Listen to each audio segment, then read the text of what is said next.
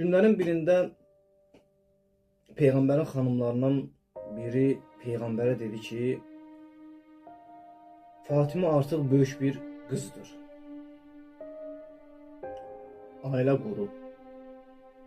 Buna baxmayaraq, sən həmişə onu görəndə kiçik bir dənə qız bir uşağı kimi bağrına basırsan, üz gözündən öpürsən, Peyğəmbərə deyir. Peyğəmbər də ona buyurdu ki, dedi ki, Fatimətə havraun insiyyə. Xanım Fatimə o insan surətində bir cənnət hurisidir.